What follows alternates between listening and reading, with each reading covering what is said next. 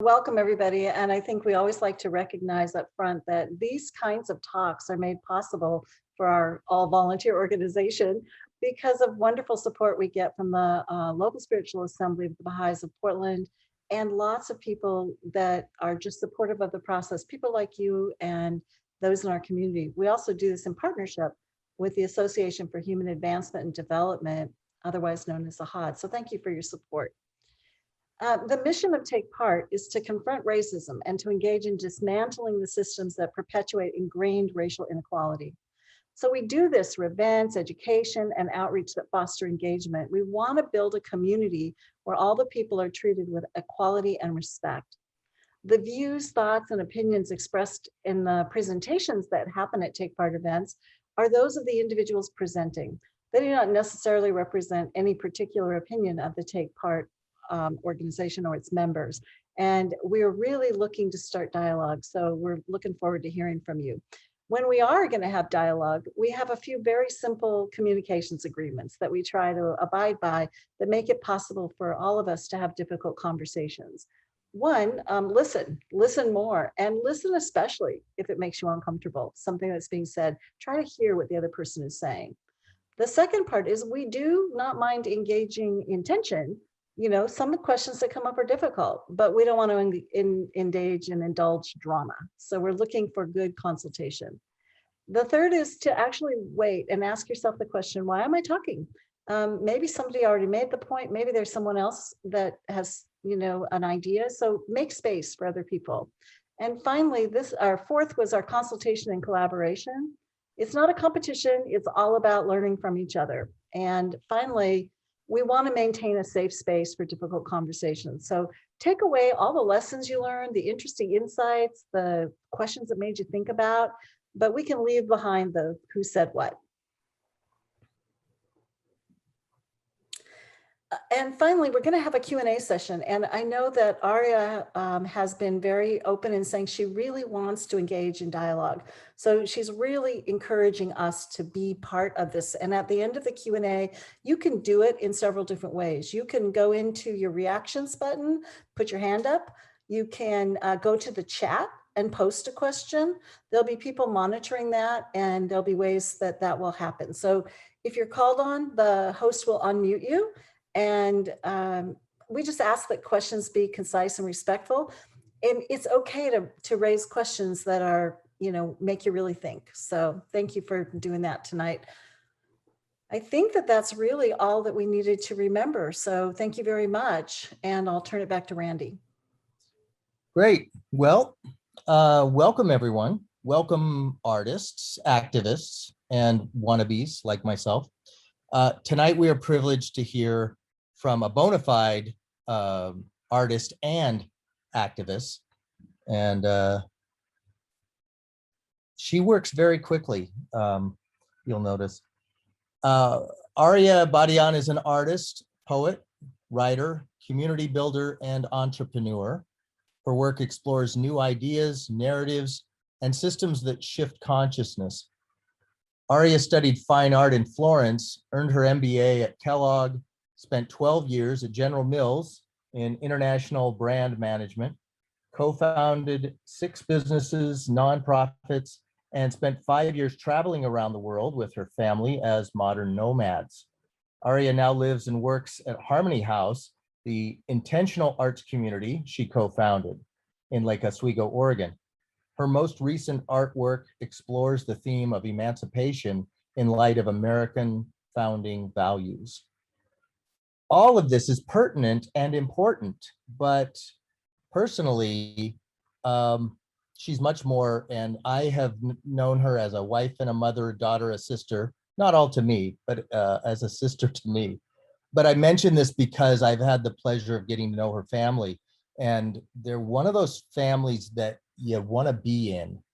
And I guess what I see in her is a wonderful combination of her own uniqueness as an individual and what's been passed down from her parents, who are amazing, and subsequently passed on to her children.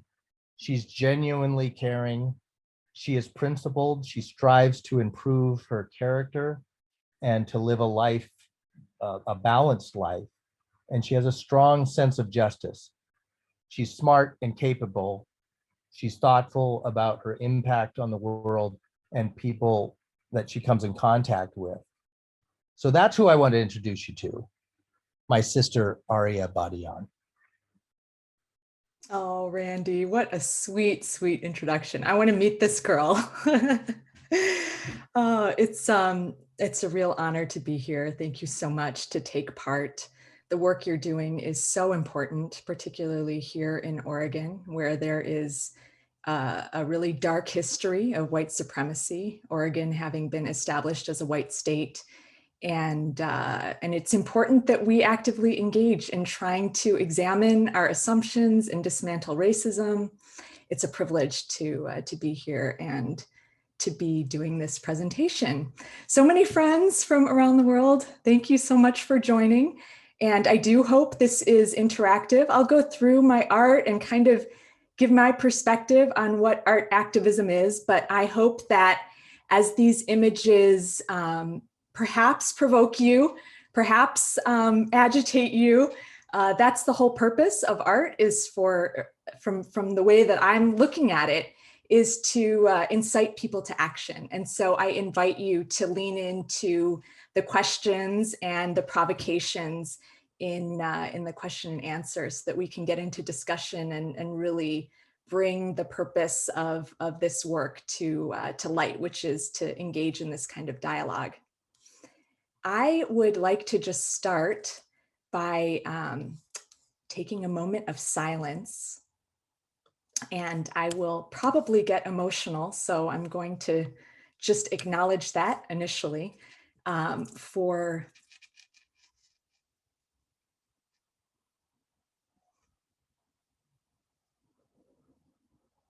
these sacred lives. Please join me in honoring their legacy.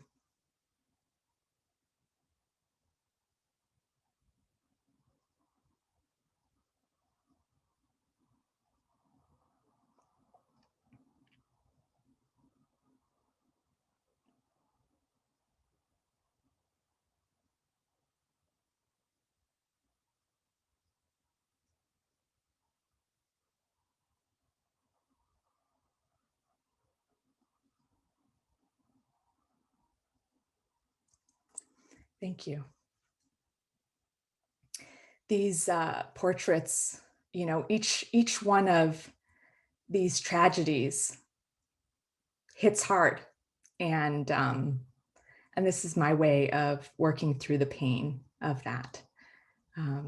They are memorials to these lost lives and a reminder that not everyone has the freedoms in this country that some of us take for granted. So art activism, I love this quote by Tony Bambara: "The role of the artist is to make the revolution irresistible." And it is, it's sort of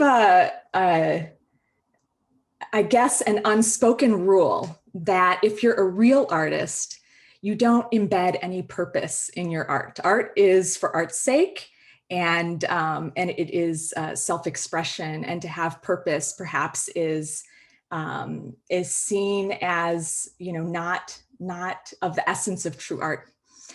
So I'm not a real artist. I'm an artist with purpose, and I think, you know, I have sort of a strange legacy of how I got into this. How I came to this. Art was my first love, but you know, I wanted to do something serious in my life, and so I didn't pursue art as a main profession. Instead, I went into an adjacent space where a lot of artists get real jobs, which is in advertising. And I spent several years in advertising, and then I went to business school, and then I went into marketing.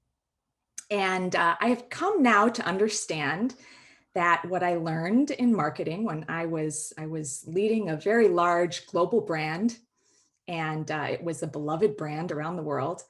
And I now see that I was essentially an activist for consumer culture, because activists have as an objective a desire to get people to take action. And I had studied the science of how to make people take action, and mastered it and used it for the benefit of consumerism and consumption, which at the time didn't really bother me that much. I loved my job. I really enjoyed it. But once I left my career to homeschool my kids and travel the world, and I got some distance from that, I could see more and more sort of the insidious nature of how this science of reaching people to take action is used and co-opted for purposes that sort of perpetuate our systems that create injustice. And so I shifted from being an activist for consumer culture to being an activist for social justice. And essentially art, really works the same way. There is art bypasses the cognitive process and goes right to the viscera. And you just get this feeling, you're hit by something when you see truth that is depicted in music, in visual art. And I think it's a very powerful tool. In fact, revolutions all have artists at the helm. It's a powerful tool, especially in a moment like we're in right now, where so many of the sound bites and narratives and imagery and history of our country is being politicized, weaponized to pull people apart. And art has the potential to cut through like a knife, cut through that gap and get a message through that sort of hits you. So I will show you the work that I've been engaged in for the past year, and I'll walk through them and explain the backstory. I will be very honest in saying that I did not embark upon this work with intention. It came to me, and I tried to refuse the call. I was just listening to a talk on the hero's journey, Joseph Campbell, and the first thing that is in that narrative story is a call, and the hero always rejects the call, ignores the call, and that very much happened to me. But this imagery took hold of me, and I felt like I had to express it. And my reticence really was because, as a white passing individual in this country, I sort of assumed that this wasn't really my place. This wasn't a role that I should be taking. Who am I to speak about these issues? Also fear of what will be the reaction of people. I got over real quick, like what will be the reaction of white people. I didn't care about that much, but I didn't want to offend or decenter the Black and Indigenous voices. And I certainly didn't want to come across as having an agenda of performative allyship. And so I entered into this territory with trepidation, but realized that, this is going to be hard work. It's hard work for everyone. And it's everyone's work, because racism is the most challenging issue this country faces. It is the most pernicious disease, social disease of our country, and it requires everyone's work and effort and attention. So if that means that I put myself in the spotlight, or I get, some of my work, ruffles people's feathers, if it is the Black and Indigenous communities, I take my cue from those communities, and I would destroy a piece of art if it did not serve that purpose. So that's the posture that I try to take in this. But it's a learning process, and I'm at the very, very, very beginning of it. So I hope that those of you that are further along on this journey accept my intent and please give me the guidance that we all require of each other in order to make progress down this pathway. I will start by showing you the painting that first came to me about a year ago, shortly after the George Floyd murder. You could see from how I got choked up thinking about the challenges and violence that afflicts the Black community.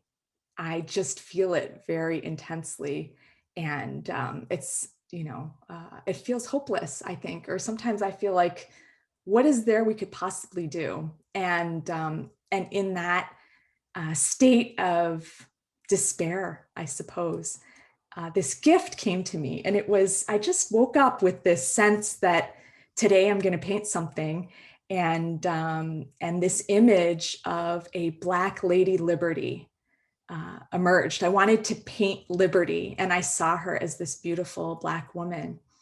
And I started painting this, and actually, I think it was my friend Faith, who's on this call here, saw what I was doing, and she's like, "You know that's a thing, right?" And I said, "Well, what do you mean?" She said, "Well, the Statue of Liberty has this whole history of being about the emancipation of slaves." And I had not heard that story. And so this became a confirmation for me to really try to tell that story. And one of our dear friends, Joy DeGrew, actually was instrumental in getting the Liberty Museum to acknowledge the true history of the Statue of Liberty. But that statue was given as a gift from France to mark the freedom of the slaves and the emancipation of the slaves from slavery.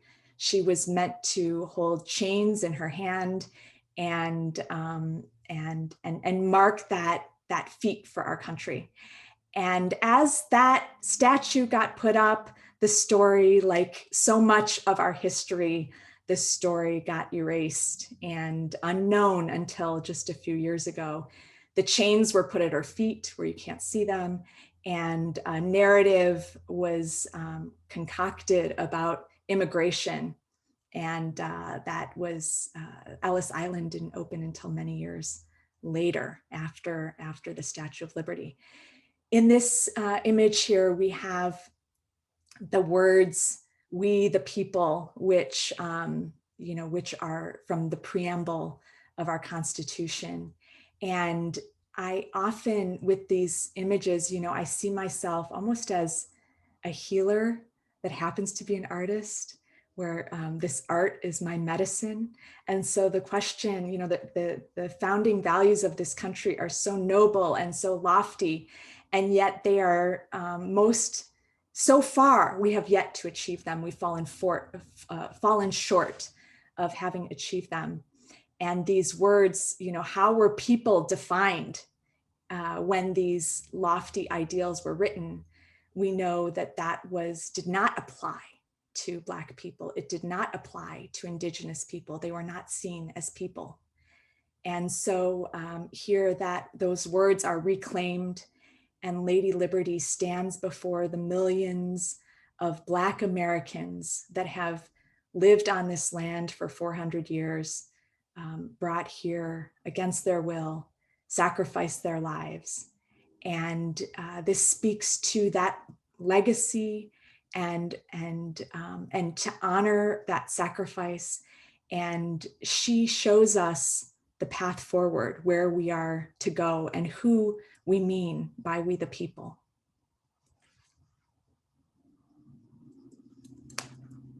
This next piece in the series is called Juneteenth.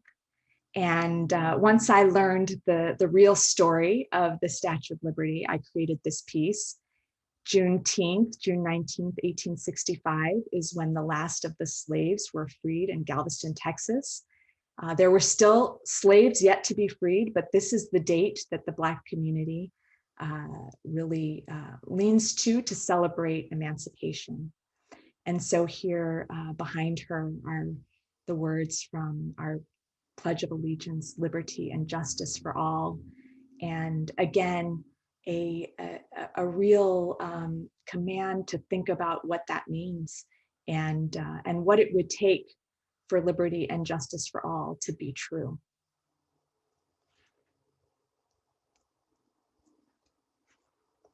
And this is the third in this Liberty series. This is called Liberty Leading the People. It is a nod to the Delacroix painting of the same title. And here Lady Liberty stands upon the mountaintop, seeing the promised land, as Dr. King so eloquently depicted in his speech. And she is looking to the future and is the first to reach the summit. We are called upon to follow her, to follow Lady Liberty. And behind her are the words from the Declaration of Independence with a slight modification.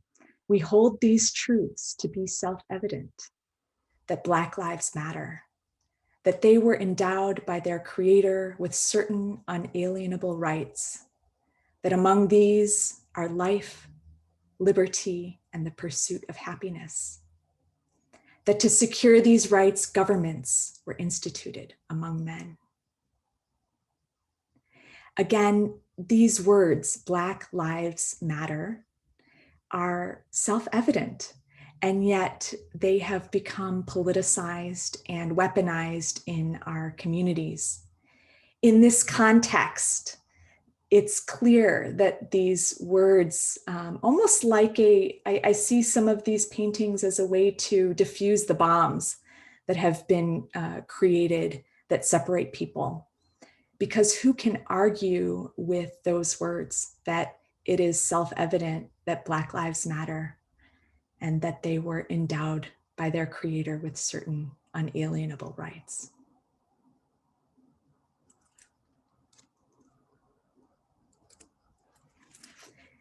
The next two pieces I'll show you, I was inspired by the Pine Ridge Reservation and learning about the history of Pine Ridge and the Lakota people. And I can't believe how much I was ignorant of history. I grew up in mostly in the American education system. And I did have the benefit of having taught my children true history, having homeschooled them. But there's so much that has happened in this country that the truth has not been told. And so I see this work as a way to almost begin a truth and reconciliation of some of these crimes against humanity that we have glossed over. This is the story of the stealing of the Lakota lands. Of course, we all know the history of the early history of this country, and how this was not the land of the Pilgrims. This was the land of the Native peoples, and they did not put territories and boundaries around their land. But as the Pilgrims moved westward and started to settle and wanted to make claims to land, there was many treaties that were made with the Native people. This one is the Treaty of Fort Laramie in 1851. And on the far side, you can see this land that was delineated as the territory of the Lakota in a legal agreement between the Lakota and the US government, and how over time that treaty was violated until you have today this small little footprint of reservations, the conditions of which are horrific, and the loss of all of this land and legacy through genocide and encroachment on Native lands. And all that is left, hindsight is 20/20, all that is left from this is the terror.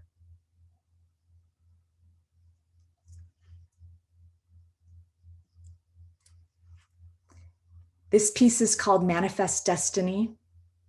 Manifest destiny became the watchword of the pilgrims that settled here, feeling a God-given right to civilize the land, ignoring any civilization that existed prior to their arrival, and excused the genocide and uncivilized manner in which this land was claimed. And you know, with this piece, this tends to be one of my most triggering pieces, because I think these words are, and this imagery is very has been very weaponized. And what, again, to kind of diffuse the bomb, the question I ask myself with this is, you know, when was America great? And, you know, we know for the Black community, America has never been great. Was there a time when America was great? What would it take to make those words true? And so this is a portrait of Peter Ketches, the 38th, the last of 38 generations of Lakota medicine men. He was the last, and he passed away a few years ago. And his legacy stretches back to the ancient times. And that is the greatness of America.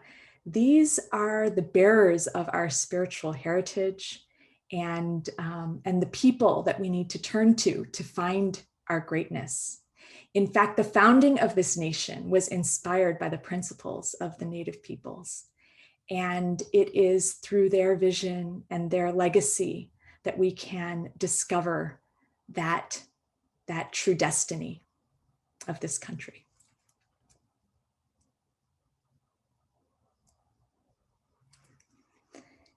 This is a series, as I have been re-educating myself and trying to learn history with a different lens. I get inspired by these different individuals and their stories. And so the organizers of Take Part have asked me to walk through some of these stories with you so that we can learn about these individuals. So with these, I've tried to, you know, sort of claim a title and then find text. A lot of my work juxtaposes image and text. Find text that really brings to life the story and legacy of these individuals. So I'll share some of that with you now. This first one is Rosa Parks, and there we go. Rosa Parks, who we all know as the mother of the civil rights movement, who refused to leave her seat in the bus boycott in Montgomery. Behind her are her words, how she hoped to be remembered. She said, "I would like to be known as a person who is concerned about freedom and equality and justice and prosperity for all people." When I made that decision, and she's talking about not moving, when I made that decision, I knew that I had the strength of my ancestors with me. Miss Rosa Parks.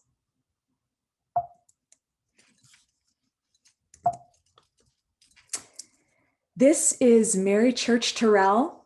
She was an early civil rights activist and suffragist. She was among the first Black women to earn a college degree.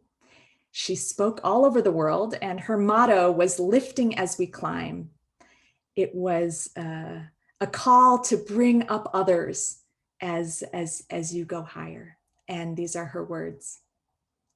And so, lifting as we climb, onward and upward we go, struggling and striving, and hoping that the buds and blossoms of our desires will burst into glorious fruition ere long. With courage born of success achieved in the past, with a keen sense of the responsibility which we shall continue to assume, we look forward to a future large with promise and hope.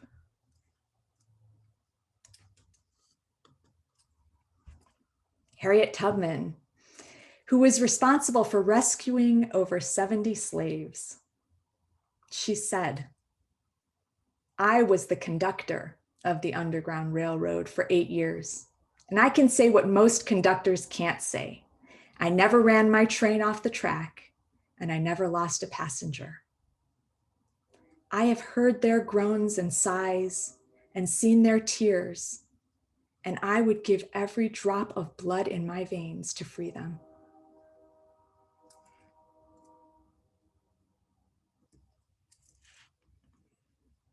The story of Nat Turner, who led the most effective slave rebellion, has been demonized in our history books because Mr. Turner engaged in bloodshed. And, if you read about him in history books, he is portrayed as a villain. I have put behind him the words from the will of his slave owner, Benjamin Turner, to give perspective on what else could this man have possibly done in the name of freedom. "In the name of God, amen, I, Benjamin Turner, of the county of Southampton and parish of St. Luke's, being in sound mind and memory, do make this my last will and testament, in manner and form following. First and principally, I bequeath my soul to Almighty God who gave it to me, and for the worldly goods that I possess, I dispose of them as follows. Item first, I give and bequeath unto my loving wife, Elizabeth Turner, 1 Negro woman, Nanny, 6 cows and calves. All the plantation," and this part is illegible, "that is on the plantation, she left 1 grindstone, a pair of chair wheels, 1 horse, hard money, 2 feather beds, and furniture. I also leave to my wife, Elizabeth Turner, deserving the following property: 1 Negro man, slave, Abraham, Bridget, and Sylvie. Item second, I give and bequeath unto my loving son, Samuel Turner,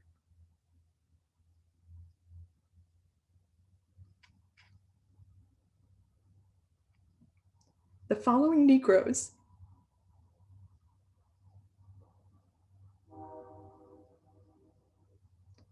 Sam, Nat, Lyda, Nancy, Drew, Dane, Minor, Alec, which he has got in his possession, to him and his heirs forever." In retaliation for Nat's rebellion, hundreds of slaves were executed. Laws were passed prohibiting the education of Black people, further restricting their rights. He was hanged.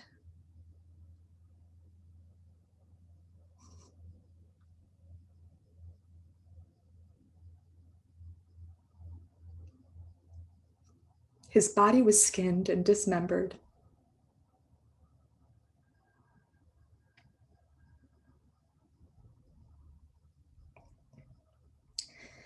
And used to make souvenirs, such as purses and trophies.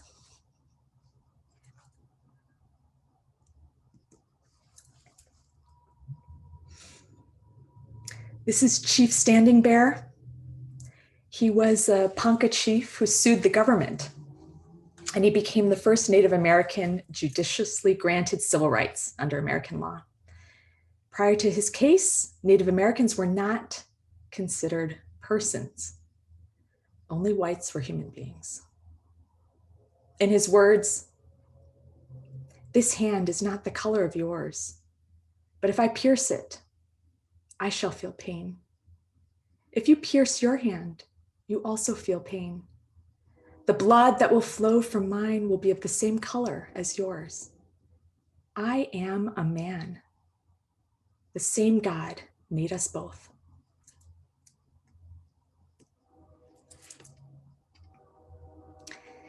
Phyllis Wheatley was freed from slavery, and she was a poet. It made her the most celebrated enslaved person in the British Empire. She gained some fame and she was published. She was snatched from West Africa at the age of 7 and sent to Boston Harbor on the slave ship, the Phyllis, which is what her slave masters named her. Her poetry was very controversial because it was evidence that she could, that she had intellectual equality.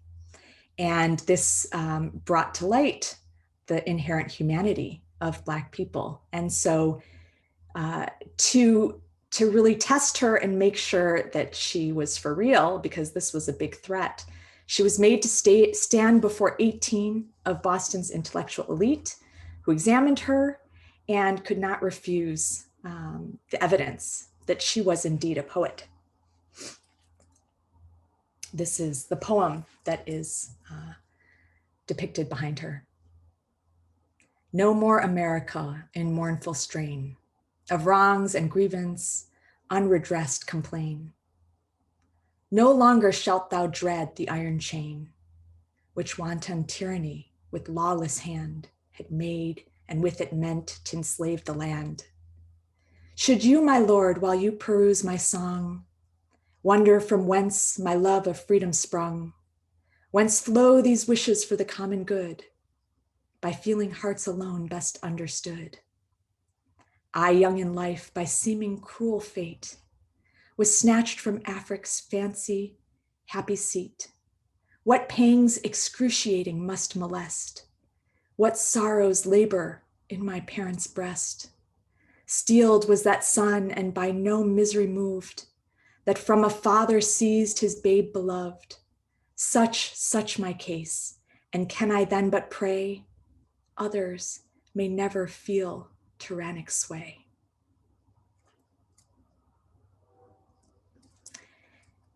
And finally, Emmett Till, 14-year-old, lynched in Mississippi for allegedly whistling at a white woman.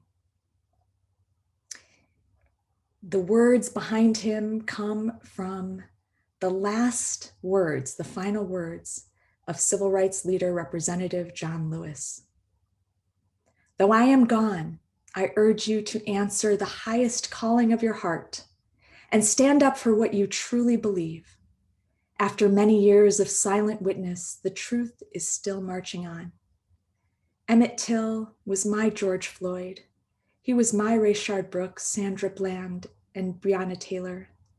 You must also study and learn the lessons of history, because humanity has been involved in this soul-wrenching existential struggle for a very long time.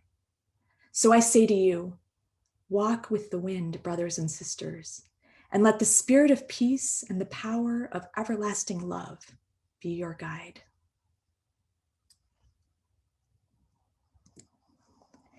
And here I would like to end with a clip of the film Tipping Point, which is about the Portland protests. This is one of the occasions I've had to actually take my art in situation. I did an installation there at the protests, and was able to contribute to that great cause. So this is just a short clip. Montgomery bus boycott, it lasted for 367 days. This can't stop. This has to continue forever until the system changes. When my life is almost gone,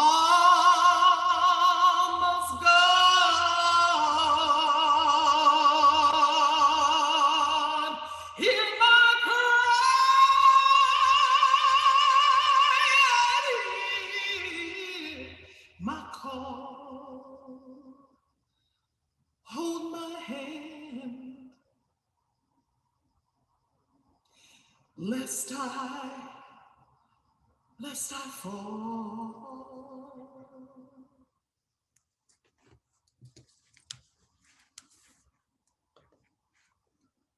Thank you.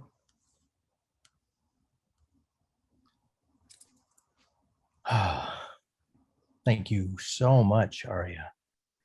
I have a few thoughts and questions, and I'd like other folks to either feel free to put things in the chat or raise your hand. There's a little button in most people's screens at the bottom that says reactions, and you can put a hand up there. You can also wave at the screen, but I get first crack. Just because we ended on that, I was hoping that you might tell us a little bit more about that film, Tipping Point. It's a Portland production, and I'm wondering if how did this come about, and what can you tell us about the film? I think I just got lucky. I don't know. Right place, right time, was that? Yeah, I mean, Providence has a way of working. So actually my dear friend Trina, who I think I may have seen her here on the call. I don't know if She said, "I love you, Aria." Oh, in the chat. So Trina was here scheming with me about like, what can we do? What can we do? And we talked about actually bringing my art to the protests. And it was an incredible experience. I think, those of us that live here probably are more aware of the way that those protests were politicized, and that by and far, was that the right? By and far, the nature of them was very peaceful. It was for a very clear purpose, and the requests were very were within the rights of the people, and it was actually very moving to be there and really witness how trust had built up between the minority of Black participants in the Black Lives Matter protests and the majority of white people who created walls of defense and protection against tremendous violence at the hands of the police and also the federal agents.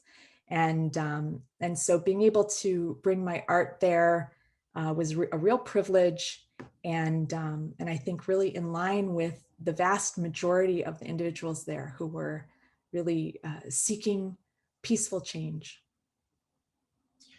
Well, as far as Portland, Oregon, this is one experience you had, but what's it like being an anti-racist and an artist in a place like Portland, which is really somewhat unique? We've been on the national news, and we're sort of facing some challenges, and because of our history in Oregon, I'm just curious, how do you frame this, and how does it influence what you do as an artist? It's interesting because it seems like my work is speaking the most and finding its service in really racist areas. So one of my pieces was put up in a big installation in Florida, and I am most likely going to be participating in some Juneteenth events in a white supremacist stronghold of North Idaho, where the Aryan Nation was established. And I think it's really exciting. This is where I want this work to be seen.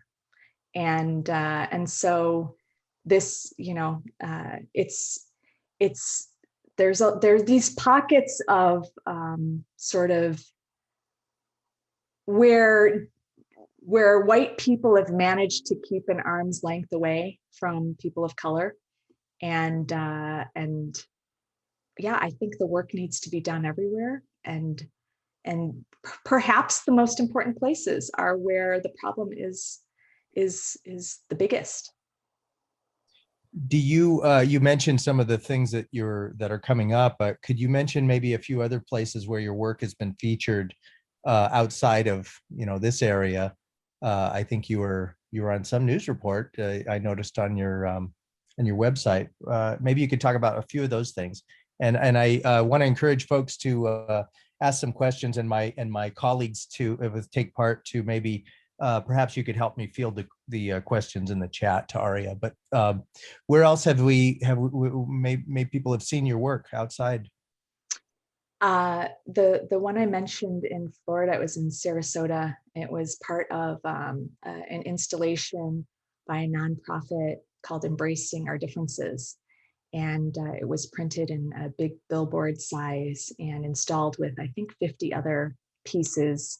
It did win Best in Show for the event, and was up for several months in the public park there.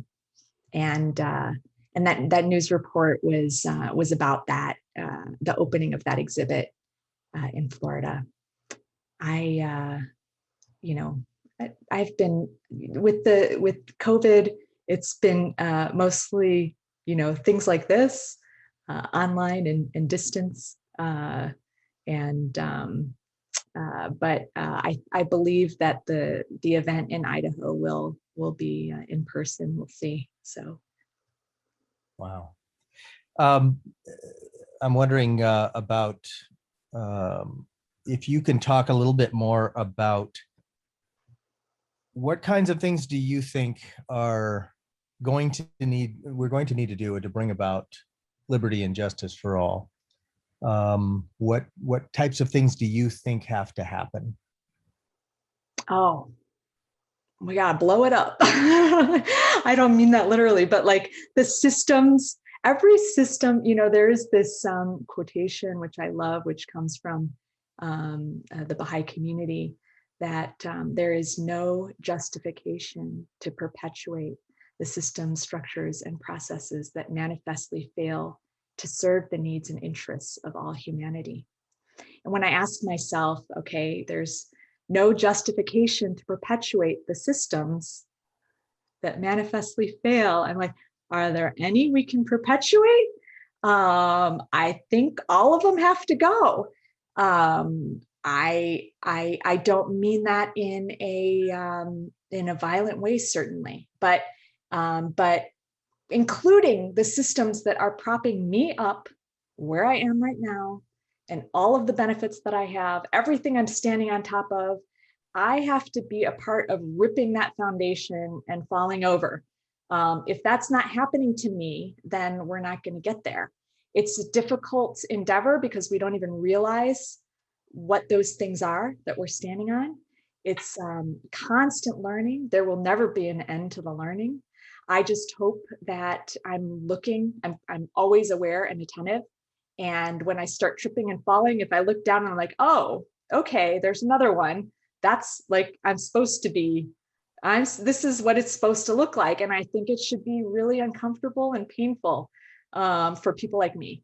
And if it's not, I'm probably not doing hard enough work.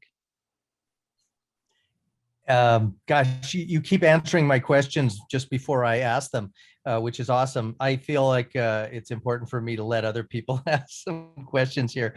And I have actually one here that I'll start on from the audience. Michaela asks, or says, you said racism is a disease that plagues America.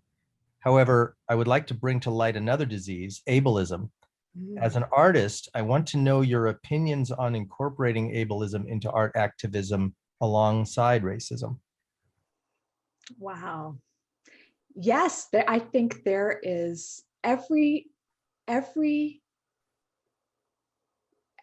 group that does not feel that their voices are heard, that the laws and institutions that we have serve them.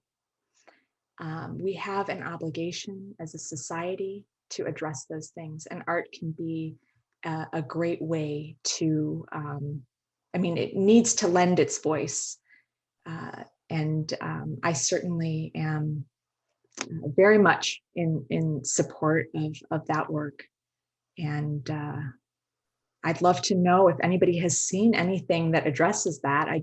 I'd love to see that. I'd be inspired to learn what artists have done work in that arena. And by the way, Cindy Catches says, tears still streaming down my eyes. Thank you for sharing the truth. We love you, Aria, with a nice heart. I'm curious regarding that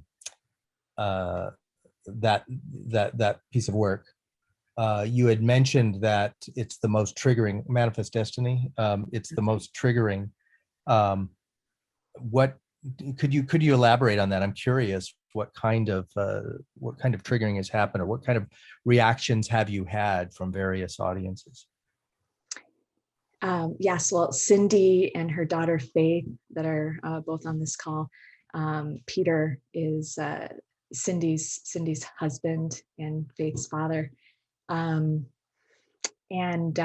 I had some trepidation. You know, I felt very close to Peter. I never met Peter, but he's come to me in spirit.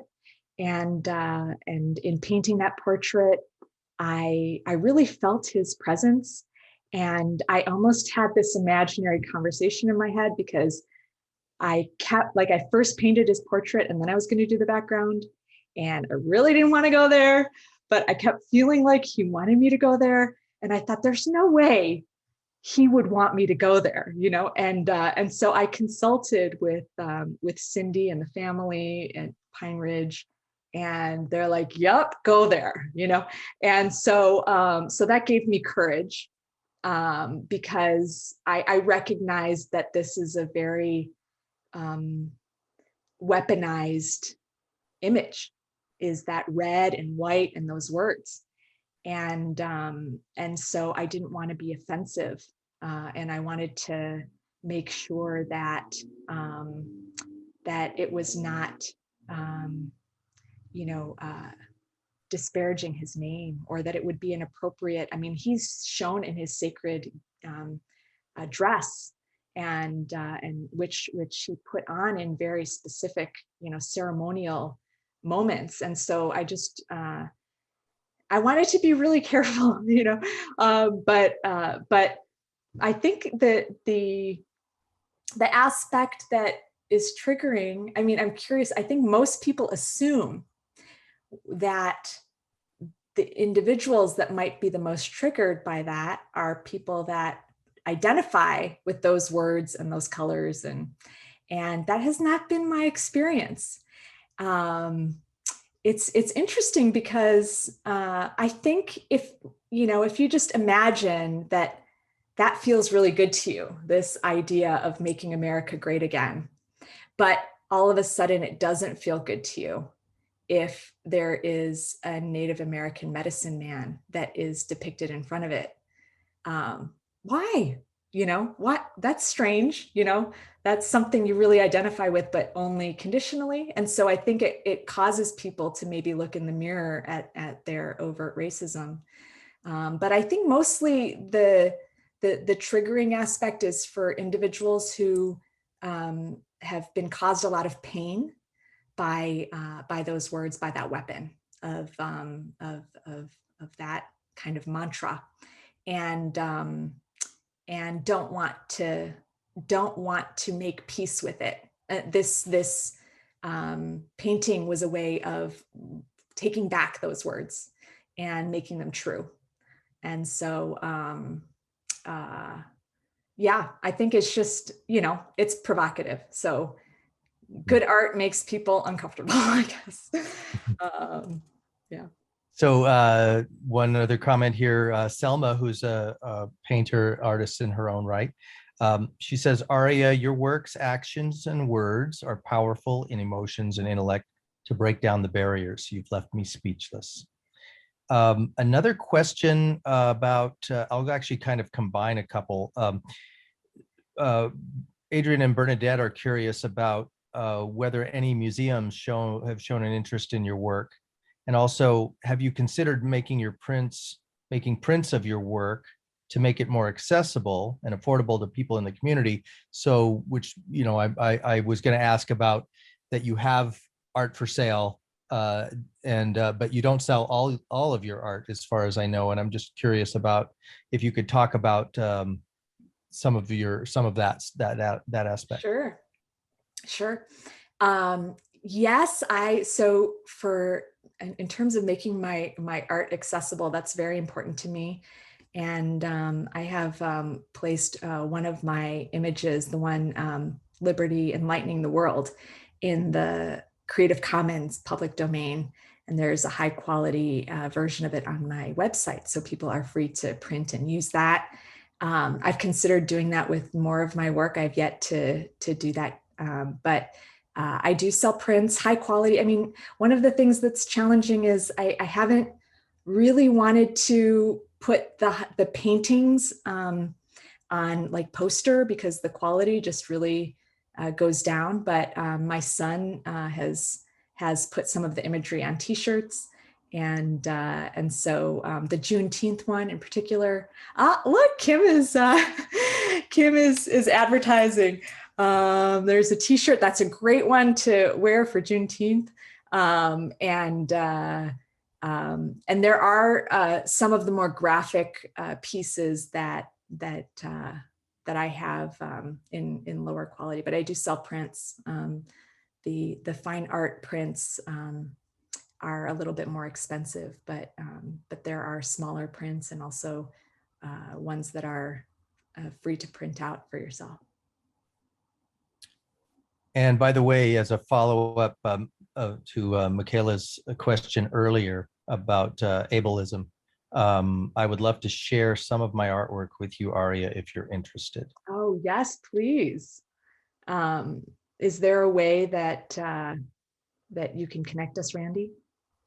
I believe so. Okay. I can put an email there. Although, are people able to contact you through? They are actually. Your website? Yeah, Michaela, why don't you go on my website? It's aryabadiyan.com. Someone will, Randy It's put in it the in chat. there. Yeah. And yes, and then there's a contact page, and we'll be in touch. I would love that. Cool.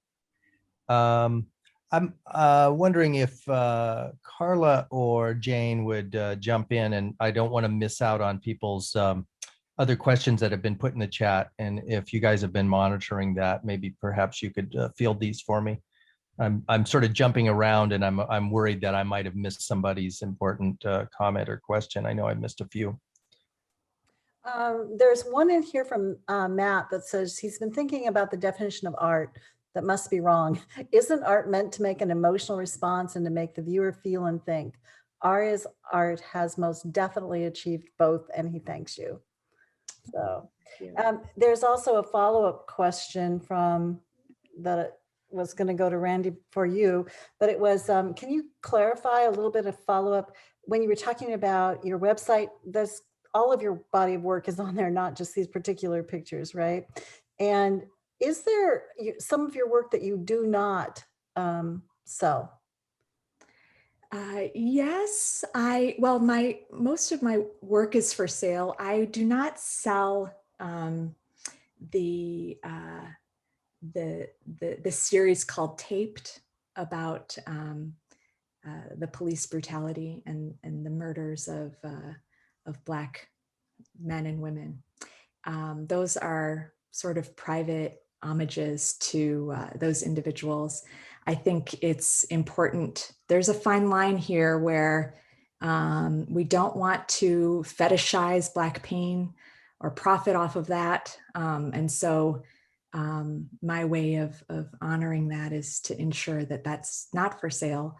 Though I would say if there was a way or a place to install them or something like that, I certainly would want to have that available for an installation, but no, those are not for sale. And generally, I'm not really, so far, I haven't really gotten into selling my original pieces. I don't know if I'll change my stance on that, but it just hasn't felt like the right thing for me. So Thanks for that clarification. And there is one other follow-up question. It says, you stated that our nation is founded on Native American vision and principles. Can you say a little bit more about that? I can, but I am wondering if I could put my second mother, Cindy Ketches, on the spot and have her tell that story. I don't know, Great. Cindy, if you're willing. Sure. Thomas Jefferson and Benjamin Franklin, and I'm not sure who else, sat down with the Iroquois nation. That was a 5-tribe civilization. And they had a manifestation of God, the tree of peace, that actually gave them the teachings to live together in this peaceful way. And they sat down and shared their constitution, so to speak, to these men of what that manifestation of God had given to them on how to be with each other. There were certain things that our government didn't do that that tribes shared, which was actually is that the women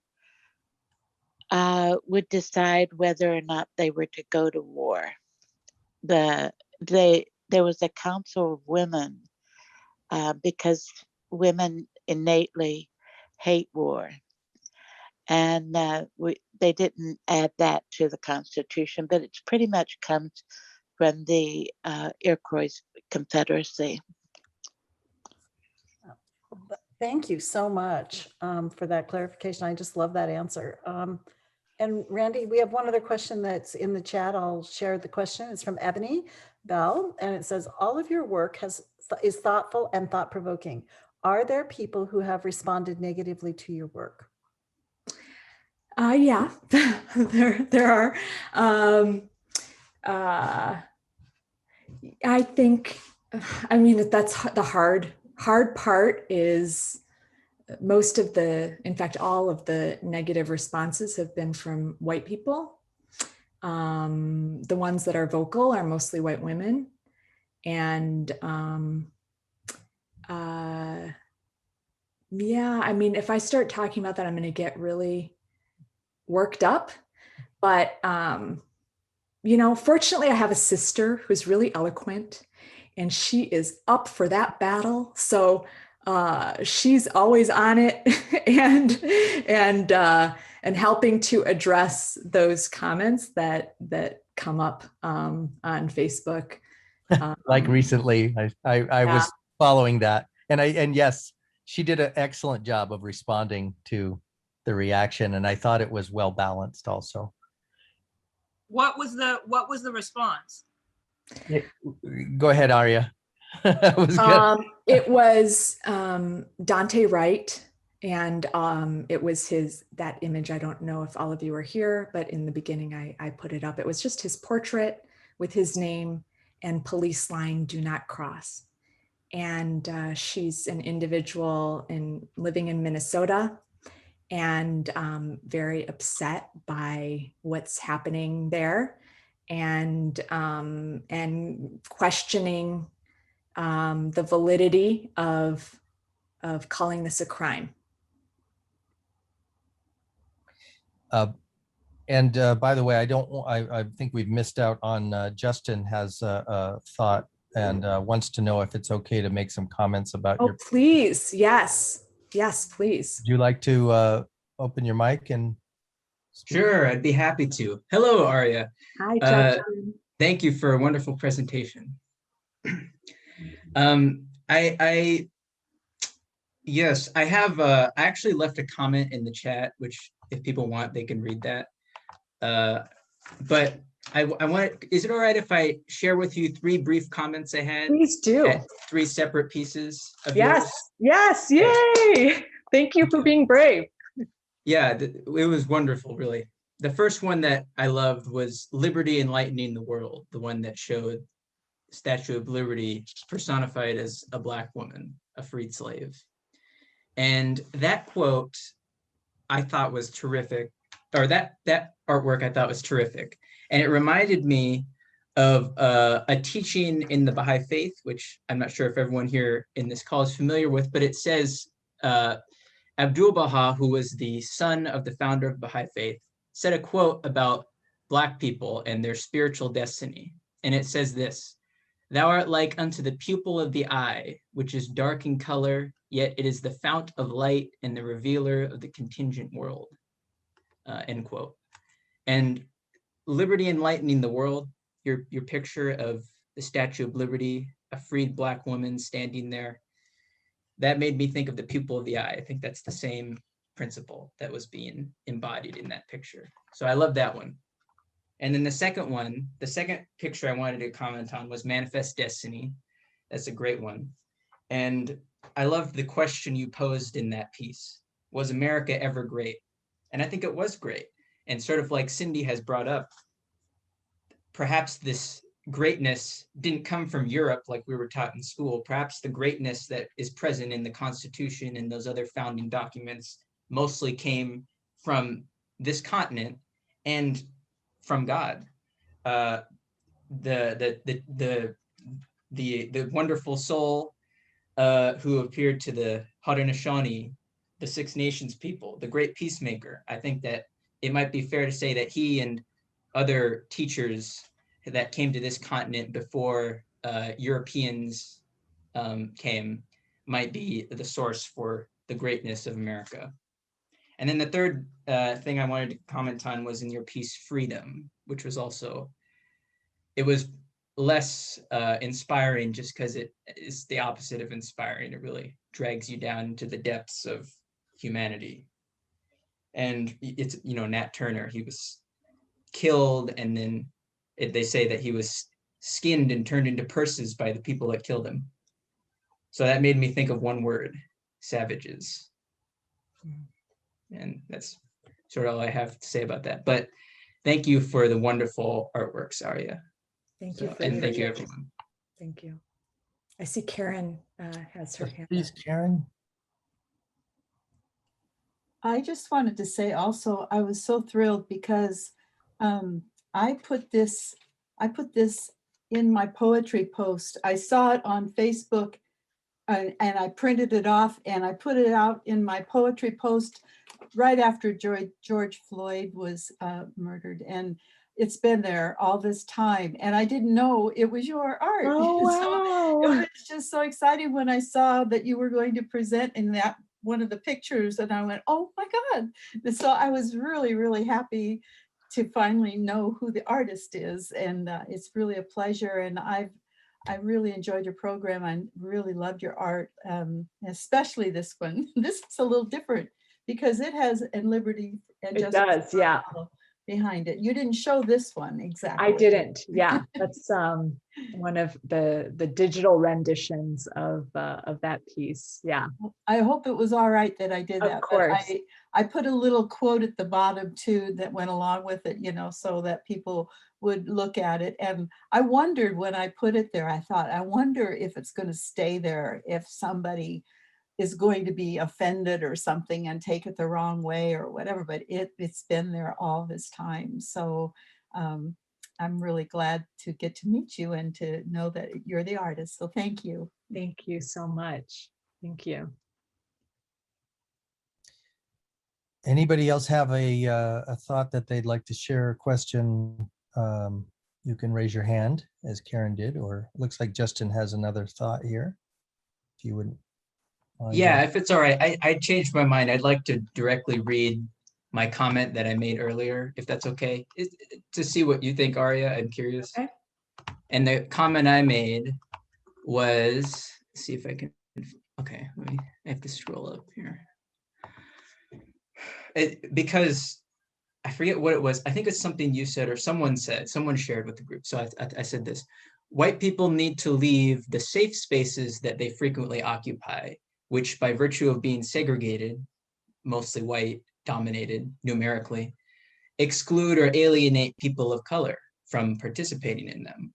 You know, too often do we go into these, too often have I found, and I'm a person of color, too often have I gone to meetings and I'm the only person of color there. It just doesn't quite feel how it probably should.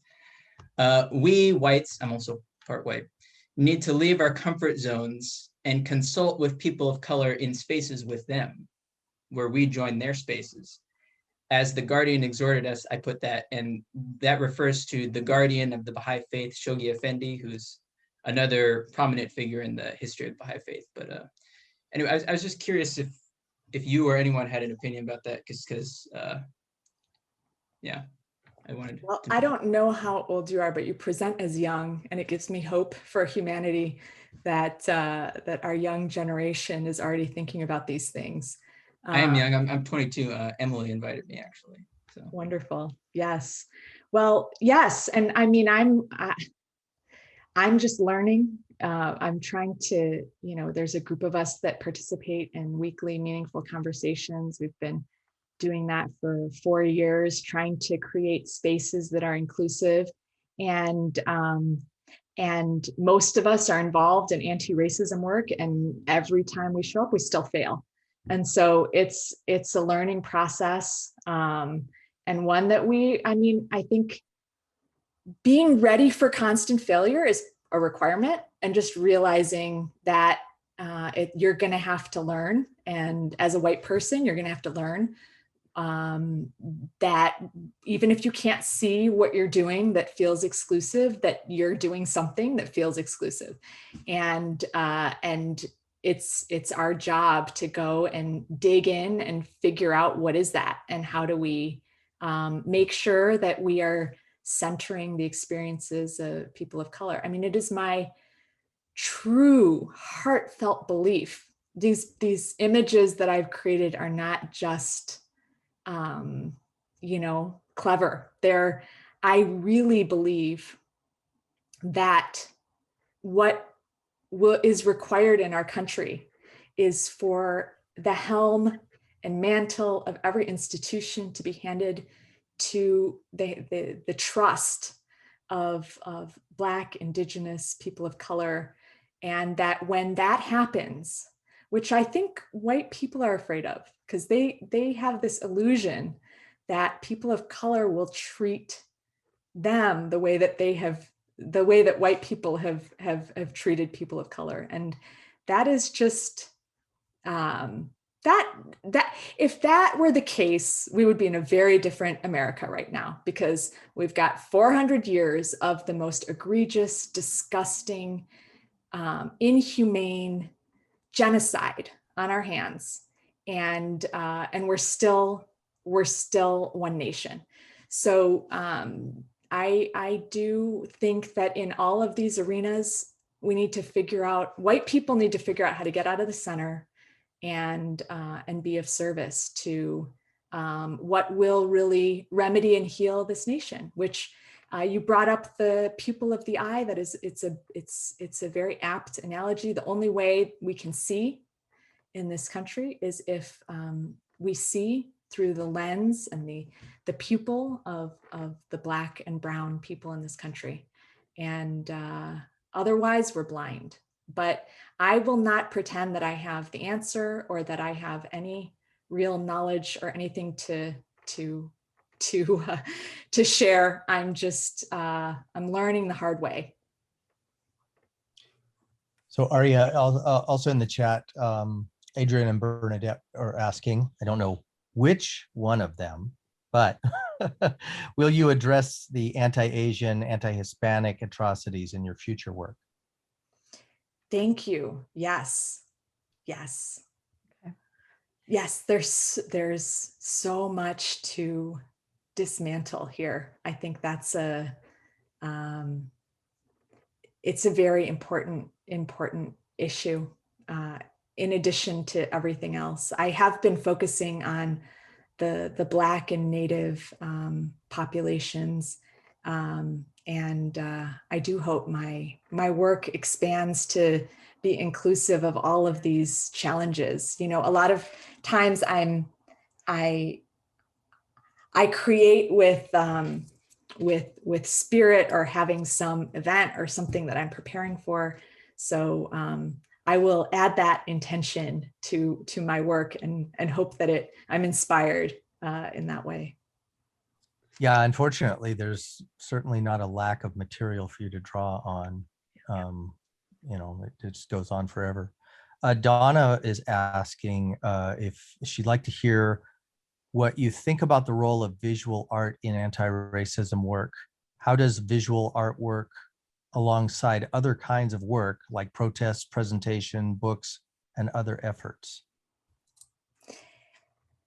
Yes, visual art. I'm reminded of I did a session, or one of these Zoom calls with Dr. DeGrue, Dr. Joy DeGrue, and she mentioned that a lot of what she wants to say, she can hold up that painting Juneteenth, and it gets the message across. And so I think there's something that is, like I said earlier, quick and visceral, and an important role that visual art plays in shifting consciousness. I think it goes alongside. I mean, you can't just have that. You need the education. You need everything, really. But yeah, a lot of these, there's an ability to instantly communicate something, and I think that's part of the important role visual art plays. By the way, Marianne mentioned, and this is a little bit late, sorry, but she was reacting to earlier comments. It's lifelong learning and leaning into discomfort to dismantle all these systems of oppression. It's time for white people to be uncomfortable and work towards change. Good point, Yes. Marianne, says Justin. And Beth, who is an amazing artist in this community here. We're really blessed to have, just in a small area, some just incredible artists. So please look into Beth Yazhari's work. She's asking, dearest Aria, could you speak a little bit more about your creative process? What does a typical week in your studio look like? What a good question. I want to know the same about you. That's a good question. Beth's art is extraordinary. She does textile work and elevates the craft of women. And please check out her work. A little plug for Beth Yazhari. What's my creative process? I wish I had a really good answer to that question and that I was in control of it. Mostly, I found that what's required of me in order to create is to have I'm not at all an organized person or a disciplined person by nature. Those of you that know me from my childhood, I see Niloufer there, will probably be like, yeah, that's true. She'll vouch for me. But in order to have to create, I find that I need to have a very regular morning practice of prayer, of meditation, of study, of reading, that if I have my wits about me lasts at least 2 hours, if not more. And when I'm in a zone where I can do that every day, it is like, I was just listening to this podcast of a writer, Stephen Pressfield, who wrote a really great book called The War of Art. And he said, I feel like the books I write are already out there in the ether, in another dimension, in another world. And my job is to bring them into existence, into reality. And I work with the muses or my spirit guides or higher power to affect that. And that's very real for me. It's there's the practice of art and stuff that I do because I'm practicing my craft, but most of my work that appears on my website comes through that flow of spirit. I get an image, I grab that image, it comes out really quickly. If I didn't have that regular morning practice, I would not notice it. It's very, very hard for someone like me that is not naturally a morning person, not naturally somebody with discipline, to put in place that process. It's probably taken me 5 years of active work to get to a point where I'm 80% show up, but the other part that's, to be honest, a real challenge is just ignoring the world, ignoring social media and what the expectations are of posting every day in order to get Instagram followers, and like what it looks like to be an artist, what types of work you're supposed to do, how much you're supposed to have that looks the same, all of that stuff. I find trips me up, and so I try to ignore that to the best of my ability. But I have not been I went through a phase where I was really prolific and making a lot of art, and I'm trying to just be okay with the phases where I'm just in excavation and it's quiet in the studio, and honor that as well. But I'd love to learn from you because you've been at this much longer than me. So let's have a conversation about this afterwards. Well, we are about the time when our formal part of our presentation is ending here, and we will continue on with a free-for-all. But we would really want to thank Aria for being here and for joining us at Take Part. It's been just a wonderful presentation, and unique as she is.